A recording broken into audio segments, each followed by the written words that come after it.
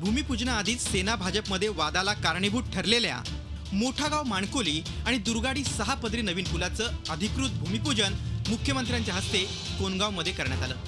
मात्र या कार्यक्रमावर शिवसेनेच्या नाराजीची छाप दिसून आली। पालकमंत्री वगळता सेनेचा एकही पदाधिकारी कार्यक्रमाला उपस्थित नव्हता। शिवसेनेनं एक दिवस आधीच भूमिपूजन उरकून घेत भाजपला जसाच तसं उत्तर देण्याचा प्रयत्न केला असतानाच मुख्यमंत्री या विषयावर आता काय बोलतात याकडे सर्वांचं लक्ष लागलं होतं।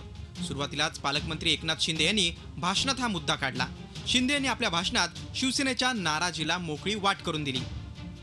एखाद्या प्रकल्पासाठी सामूहिक प्रयत्न होतात आणि जनतेचा आणि लोकप्रतिनिधींचा प्रचंड असा रेटा सरकारच्या समोर जातो आणि जेव्हा लोकप्रतिनिधी सातत्याने प्रश्न लावून धरतात त्यावेळी निश्चितपणे अशा प्रकारचे मोठे प्रकल्प जे आहेत हे मार्गी लागतात आणि म्हणून हे 2 प्रकल्प जे आहेत अतिशय महत्त्वाचे आहेत। तर मुख्यमंत्री देवेंद्र फडणवीस यांनी शिवसेनेच्या आंदोलनावर शालजोडीतून प्रहार करत पलटवार केला।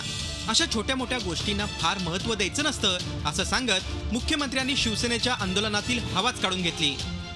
आपण जे शिकलो आहे ते राजकारण नाही, आपण समाजकारण शिकलो आहे, विकासाचं राजकारण आपण शिकलो आहे।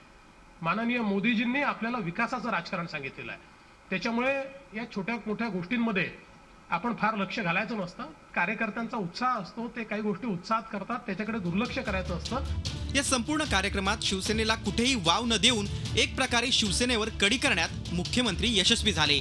मात्र ज्या आक्रमक पद्धतीनं शिवसेनेनं हा मुद्दा ताणून धरला त्यामुळे निश्चितच मुख्यमंत्र्यांना याची दखल घेत एक पाऊल मागे यावं लागलंय। भाजपचे कल्याण डोंबिवलीमधील आमदार आणि राज्यमंत्र्यांनीही हा कार्यक्रम शहराच्या बाहेर होत असल्यानं दबक्या आवाजात नाराजी व्यक्त केली होती। सर्वसामान्य नागरिक मात्र हतबलपणे हा सर्व खेळ पाहत असून त्यांना एकच अपेक्षा आहे, ती म्हणजे कोणाच्याही आरवण्यानं सूर्य उगवू दे, मात्र पूल लवकरात लवकर पूर्ण होऊ दे। विशाल वैद्य, झी मीडिया, मुंबई। झी 24 तास रहा एक पाऊल पुढे।